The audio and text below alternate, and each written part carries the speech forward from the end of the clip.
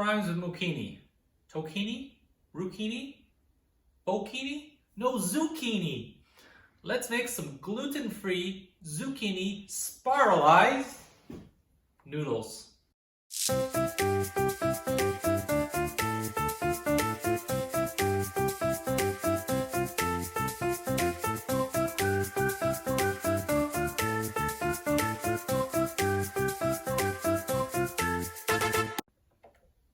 You know what this bad boy is? Spiralizer. We're going to take this zucchini, spiralize it into a gluten-free noodle. And I'm going to teach you how to do the spiral. So keep on watching. These are the ingredients you're going to need for today's dish. Zucchini. That's it. Later on you can use some salt and pepper, and we can add sauce to as well. So let's prepare this dish. So we're going to cut off the ends. Wrong bowl. It's the clean bowl. We're going to put our zucchini into the machine. See if it fits. Okay, it fits. And we will spiralize. For some reason it's coming out of the container. It's out of control.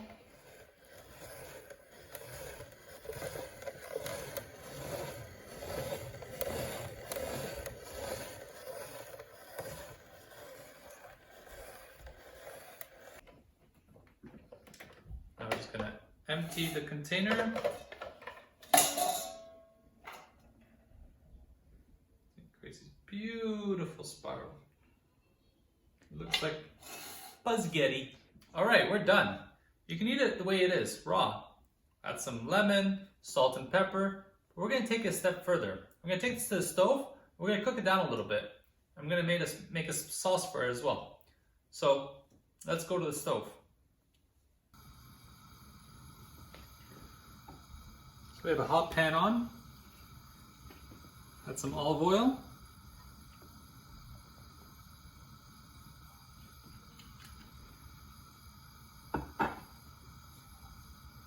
The zucchini.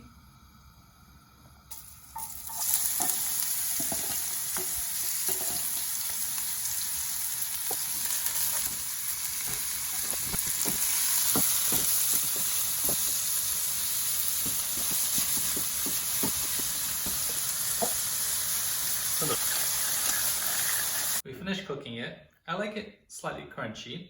So cooking it 2-3 minutes should be enough.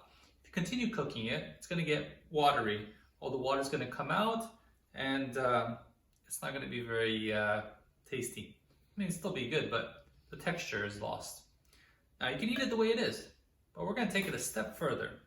We're going to add some pesto. Now, if you don't know how to make pesto, click the link above. So we're going to add all this pesto sauce directly to the noodles. I'm just going to mix that up.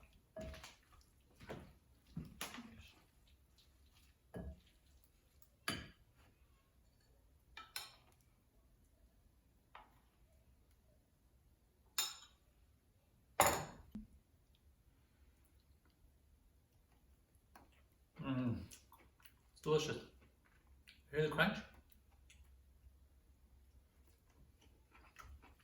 Perfect. All right, now it's time to learn the spiral. So now I'm going to teach you how to do the spiral. So spiral is a turn. And you can do this in various dances, in the Latin style, also in smooth. So we're going to start with the weight on the left foot. You're going to go right foot forward.